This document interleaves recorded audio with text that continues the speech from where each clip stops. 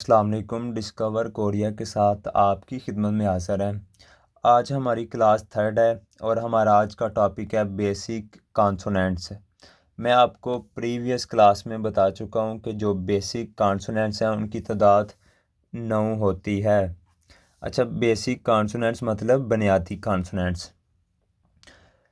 अब मैं आपको ये जो 9 बेसिक कॉन्सोनेंट है वो सिखाता हूँ। सबसे पहला जो हमारा बेसिक कॉन्सोनेंट है वो इस शेप में लिखेंगे। इस लेटर का जो नाम है वो है गी उक। गी उक। अच्छा, गी उक हमेशा 3 साउंड्स देगा। इसकी जो पहली साउंड होती है वो के एच मतलब खे। खे की साउंड हमेशा तब निकलेगी जब ये गी उक किसी वर्ड के स्टार्ट पे आएगा, और अगर गी उक किसी वर्ड के मिडल में आएगा तो इसकी साउंड जो है वो गाफ की या जी की निकलेगी। अगर गियुक किसी वर्ड के लास्ट पे आएगा तो इसकी जो साउंड है वो के की निकलेगी, और उर्दू में हम इसे काफ के साथ रिप्रेजेंट करेंगे।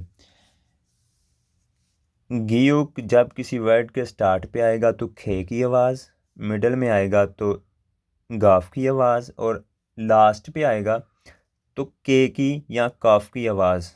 अब मैं आपको तीनों साउंड्स क्लियर करवाता हूँ। ये मैंने आपको बताया था कोरियन लैंग्वेज में एक कॉन्सोनेंट और एक वावल आपस में मिलके वर्ड बना देते हैं। तो ये हमने लिखा लेटर गियुक, साथ हमने अटैच किया स्टैंडिंग वावल आ। अब इन दोनों की साउंड्स लिखते हैं। ये अब स्टार्ट पे आ गया तो इसकी साउंड निकलेगी के एच मतलब खे की, और साथ हमने स्टैंडिंग वावल आ अटैच किया। तो अब इसको रोमन पढ़ेंगे के एच ए। ये पढ़ा जाएगा खा खा खा। तो इससे ज़ाहिर हुआ कि गियुक जब भी किसी वर्ड के स्टार्ट पे आएगा तो इसकी साउंड खे की ही आएगी, खा। और उर्दू में हम इसे ऐसे ज़ाहिर करेंगे।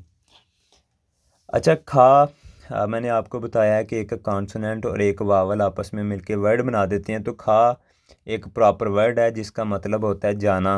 ये आप नोटबुक पे नोट कर लीजिएगा। खा का मतलब होता है जाना। ये इसकी स्टार्ट वाली साउंड है। अब मैं इसकी मिडल वाली साउंड जो है वो आपको क्लियर करवाता हूँ।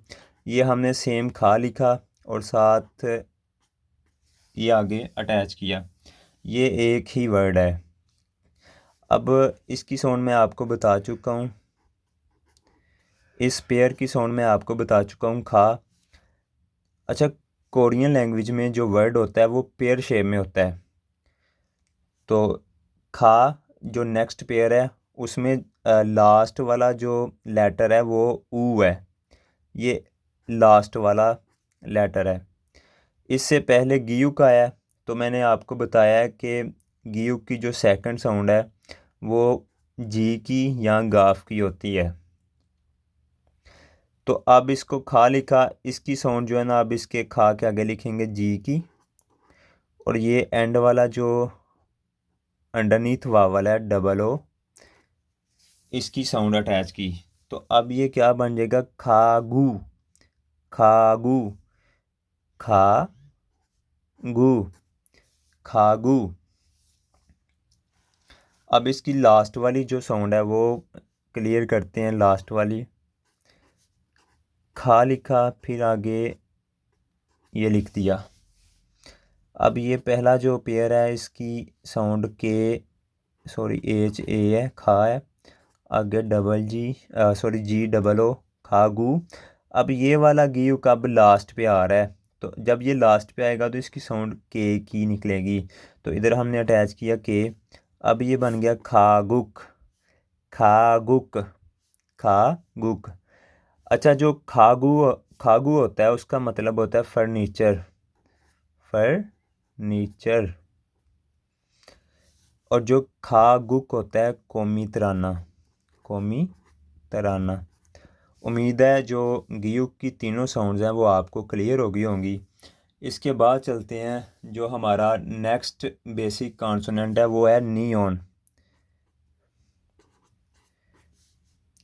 नी ऑन। अच्छा, नियॉन लेटर इस तरह लिखा जाएगा। अच्छा, ये जो लेटर है नून से स्टार्ट हो रहा है इसका नेम, और नून पे ही ख़त्म हो रहा है। तो ऐसे बेसिक कॉन्सोनेंट्स जो सेम जो अल्फ़ाबेट से स्टार्ट हो और सेम अल्फ़ाबेट पे ख़त्म हो, तो उनकी साउंड हमेशा एक ही रहती है। ये नून से शुरू हो रहा है और नून पे ही ख़त्म हो रहा है, तो इसकी जो साउंड होगी वो हमेशा एन ही रहेगी, और उर्दू में इसे नून के साथ ज़ाहिर करेंगे। अच्छा, इसकी साउंड चेक कर लेते हैं। ये हमने लिखा नियॉन, साथ आ अटैच किया तो ये एन है, और साथ आ तो क्या बन जाएगा ना। ना का मतलब होता है मैं। अब इसे लास्ट पे मैं लेके आता हूँ। ये हमने लिखा नियॉन, आगे हमने याओ अटैच किया, और एंड पे हमने क्या अटैच किया, दोबारा नियॉन, एन।